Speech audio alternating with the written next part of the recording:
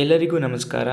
ಈ ಒಂದು ವಿಡಿಯೋದ ಮೂಲಕ ನಾವು ರಾಜ್ಯಶಾಸ್ತ್ರ ಮತ್ತು ರಾಜಕೀಯಕ್ಕೂ ಇರುವಂತಹ ವ್ಯತ್ಯಾಸಗಳನ್ನ ನಾವು ಅರ್ಥ ಮಾಡಿಕೊಳ್ಳೋಣ.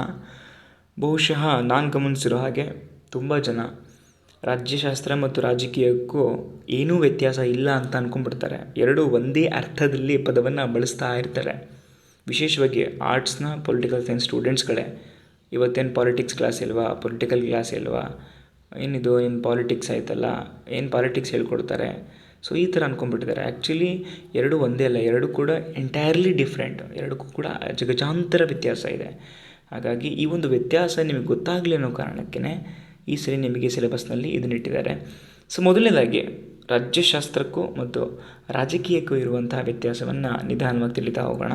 ಸೊ ಅದರಲ್ಲಿ ಮೊದಲನೇ ಪಾಯಿಂಟ್ ಏನು ಹೇಳುತ್ತೆ ಅಂತ ಹೇಳಿದ್ರೆ, ನಿಮಗೆ ಮೊದಲನೇದಾಗಿ ವೈಜ್ಞಾನಿಕವಾಗಿ ಮತ್ತು ಸೈದ್ಧಾಂತಿಕವಾಗಿ ರಾಜ್ಯಶಾಸ್ತ್ರವು ಅಧ್ಯಯನ ಮಾಡುತ್ತೆ. ಆದರೆ ಇಲ್ಲ ಹಾಗಿಲ್ಲ, ಡೈಲಿ ನೀವು ಬೆಳಗ್ಗೆ ನ್ಯೂಸ್ ಪೇಪರ್ಲಿ ಏನು ಓದ್ತಿರೋ, ಅಥವಾ ಟಿ ವಿ ನ್ಯೂಸಲ್ಲಿ ಏನು ನೋಡ್ತಿರೋ, ಅಥವಾ ವಾಟ್ಸಪ್ ಯೂನಿವರ್ಸಿಟಿಲಿ ಏನು ನೋಡ್ತಿರೋ, ಅವೇನು ನೋಡ್ತೀವೋ ಅದೇ ನೀವು ಪಾಲಿಟಿಕ್ಸ್, ಆಯಿತಾ. ಮತ್ತು ಈ ಪಾಲಿಟಿಕ್ಸ್ ಅನ್ನುವಂಥದ್ದು ರಾಜ್ಯಶಾಸ್ತ್ರದ ಒಂದು ಬ್ರ್ಯಾಂಚು, ಆಯಿತಾ. ಬಿಟ್ಟರೆ ಅದೇ ಪೊಲಿಟಿಕಲ್ ಸೈನ್ಸ್ ಒಂದೇ ಅಲ್ಲ, ಪೊಲಿಟಿಕಲ್ ಸೈನ್ಸ್ನ ಒಂದು ಮಗು ಅಥವಾ ಒಂದು ಬ್ರ್ಯಾಂಚ್, ಒಂದು ಕೊಂಬೆ, ರೆಂಬೆ ಅಂತ ನಾವು ಹೇಳ್ಬೋದು. ಅಷ್ಟೇ ಸೀಮಿತ ಆಗಿದೆ ಪಾಲಿಟಿಕ್ಸ್, ಆಯಿತಾ.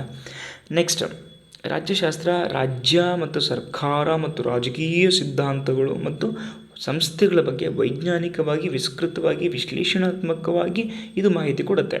ಯಾವುದು? Political science. ಯಾಕಂದರೆ ಪೊಲಿಟಿಕಲ್ ಸೈನ್ಸಲ್ಲಿ ಪ್ರಯೋಗಗಳು ನಡೆಯುತ್ತೆ, ಆಯಿತಾ. ಸೊ ತರ್ಕಬದ್ಧ ಚರ್ಚೆಗಳು ನಡೀತವೆ, ಸಿದ್ಧಾಂತಗಳು ಹಿನ್ನೆಲೆಯಿಂದ ಬಂದಿರುತ್ತೆ. ಆದರೆ ಪಾಲಿಟಿಕ್ಸಲ್ಲಿ ಹಾಗೇನೂ ಇರೋದಿಲ್ಲ. ರಾಜ್ಯ ಏನು ಆ್ಯಕ್ಟಿವಿಟೀಸ್ ಮಾಡುತ್ತೋ ಅದು, ಮತ್ತು ಗೌರ್ಮೆಂಟ್ ಏನು ಆ್ಯಕ್ಟಿವಿಟೀಸ್ ಮಾಡುತ್ತೋ ಅದು ಮಾತ್ರ ಪಾಲಿಟಿಕ್ಸ್ ಆಗಿರುತ್ತೆ, ಆಯಿತಾ. ಅದು ಹೊರತು ಅಲ್ಲಿ ಸೈದ್ಧಾಂತಿಕ ಏನಿಲ್ಲ. ಅವಕ್ಕೇನೋ ಬಾಯಿಗೆ ಬಂದಿದ್ದು ಒದರ್ಬಿಡ್ತಾರೆ, ಪಾಲಿಟಿಕ್ಸ್ ಏನಾದರೂ ನಡೆಯುತ್ತೆ.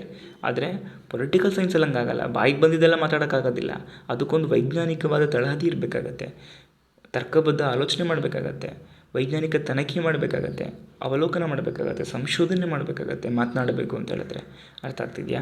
ಸೊ ನೆಕ್ಸ್ಟ್ ಮೂರನೇ ಪಾಯಿಂಟ್ ಏನು ಹೇಳುತ್ತೆ ಅಂತ ಹೇಳಿದ್ರೆ, ರಾಜ್ಯಶಾಸ್ತ್ರವು ಪ್ರಾಯೋಗಿಕ ಸಂಗತಿ ಮತ್ತು ಪ್ರಮಾಣಿತ ಸತ್ಯಗಳನ್ನು ಪ್ರತಿನಿಧಿಸುತ್ತೆ. ಹೌದು, ಕೆಲವೊಂದಿಷ್ಟು ಯೂನಿವರ್ಸಲ್ ಟ್ರುತ್ ಅನ್ನೋದಿರ್ತವೆ, ಅವುಗಳ ಬಗ್ಗೆ ಹೇಳುತ್ತೆ. ಮತ್ತು ಕೆಲವೊಂದಿರುತ್ತೆ ಅಂದರೆ ಪ್ರಯೋಗ ಮಾಡಿ ಅದರಲ್ಲಿ ಫಲಿತಾಂಶವನ್ನು ಕಂಡು ಹೇಳಿರ್ತಾರೆ. ಕಾರ್ಲ್ ಮಾರ್ಕ್ಸ್ ಒಂದಿಷ್ಟು ಭವಿಷ್ಯವನ್ನು ನುಡಿದಿರ್ತಾನೆ ಏಷ್ಯಾಟಿಕ್ ಮೋಡ್ ಆಫ್ ಪ್ರೊಡಕ್ಷನಲ್ಲಿ, ಆಯಿತಾ. ಸೊ ಈ ಥರ ಒಂದಿಷ್ಟು ಪ್ರಮಾಣಿತ ಸತ್ಯಗಳನ್ನು ಹೇಳುತ್ತೆ ಮತ್ತು ಸಂಗತಿಗಳ ಬಗ್ಗೆ ಅದು ಅಧ್ಯಯನ ಮಾಡುತ್ತೆ. ಆದರೆ ಪಾಲಿಟಿಕ್ಸ್ ಹಂಗಲ್ಲ. ಜನರ ಪ್ರಾಬ್ಲಮ್ ಏನಿದೆ, ನಾಗರಿಕರ ಸಮಸ್ಯೆಗಳು, ದಿನ ಬೆಳಗ್ಗೆ ಎದ್ದರೆ ಅವ್ರದ್ದು 108 ಸಮಸ್ಯೆ ಇರ್ತವೆ, ಅದ್ರ ಬಗ್ಗೆ ಹೆಚ್ಚು ಕಾನ್ಸಂಟ್ರೇಟ್ ಮಾಡುತ್ತೆ, ಅದನ್ನು ಗಮನ ಹರಿಸುತ್ತೆ, ಆಯಿತಾ. ಇಲ್ಲಿ ರಾಜ್ಯಶಾಸ್ತ್ರವು ರಾಜ್ಯಶಾಸ್ತ್ರಜ್ಞರು ಮತ್ತು ವಿದ್ವಾಂಸರು ಮತ್ತು ಶಿಕ್ಷಣ ತಜ್ಞರನ್ನು ಪ್ರತಿನಿಧಿಸುತ್ತೆ. ತಜ್ಞರು, ವಿದ್ವಾಂಸರು, ಶಾಸ್ತ್ರಜ್ಞರು, ಅರ್ಥ ಆಗ್ತಿಲ್ಲ, ಇವರೆಲ್ಲ ಜ್ಞಾನವನ್ನು ಹೊಂದಿರುವಂಥವರಾಗಿರ್ತಾರೆ, ಆಯಿತಾ. ಈ ಹಿಂದೆ ನೀವು ಗಮನಿಸ್ಬೋದು, ಪ್ಲೇಟೋ, ಅರಿಸ್ಟೋಟಲ್, ಸಾಕ್ರೆಟಿಸ್ ಇವರೆಲ್ಲ ಚರ್ಚೆಗಳನ್ನ ಮಾಡ್ತಿದ್ರು. ಡೈಲೆಕ್ಟಿಕಲ್ ಮೆಥಡ್ನಲ್ಲಿ ಚರ್ಚೆಗಳನ್ನ ಮಾಡ್ತಾಯಿದ್ರು, ವೈಜ್ಞಾನಿಕ ಚರ್ಚೆಗಳನ್ನ, ತನಿಖೆಗಳನ್ನ ಮಾಡ್ತಾಯಿದ್ರು. ಆದರೆ ಪಾಲಿಟಿಕ್ಸಲ್ಲಿ ಹಂಗಲ್ಲ. ರಾಜಕಾರಣಿಗಳು ಹೆಂಗೆ, ಮತ್ತು ರಾಜಕಾರಣಿಗಳು ಹೊಸ ಚಪ್ಪಲ್ ಹಾಕೊಂಬಂದ್ರು ಅದು ಒಂದು ಪಾಲಿಟಿಕ್ಸ್, ಅದನ್ನೇ ನ್ಯೂಸಲ್ಲಿ 24 ಗಂಟೆ ತೋರಿಸಿ ಅದನ್ನೊಂದು ಪಾಲಿಟಿಕ್ಸ್ ಮಾಡಿಬಿಡ್ತಾರೆ. ಅಥವಾ ಕೆಲವೊಂದಿಷ್ಟು ಪ್ರೆಷರ್ ಗ್ರೂಪ್ ಅಂತ ಇರ್ತವೆ, ಅವು ಪ್ರೆಷರ್ ಆಗ್ತಿರ್ತವೆ. ಆಡಳಿತ ವರ್ಗದವರು ಒಂದಿಷ್ಟು ಇಂಟರ್ವ್ಯೂಗಳನ್ನ ಕೊಡ್ತಿರ್ತಾರೆ, ಅದೇ ನೀವು ಪೊಲಿಟಿಕ್ಸ್ ಸೈನ್ಸ್ ಅಂತ ಅಂದ್ಕೊಂಡ್ಬಿಡ್ತೀರ, ಬಟ್ ಅದು ಪಾಲಿಟಿಕ್ಸ್ ಆಗಿರುತ್ತೆ, ಆಯಿತಾ. ನೆಕ್ಸ್ಟ್, ರಾಜ್ಯಶಾಸ್ತ್ರವು ಜಾರಿಯಲ್ಲಿರುವಂಥ ವಿವಿಧ ರಾಜಕೀಯ ವ್ಯವಸ್ಥೆಗಳನ್ನು ವಿಶ್ಲೇಷಣೆ ಮಾಡಿ ಅದಕ್ಕೆ ಸೂಕ್ತ ಮಾದರಿ ಯಾವುದು ಅನ್ನೋದನ್ನು ಅದನ್ನು ಸೂಚಿಸುತ್ತೆ, ಆಯಿತಾ.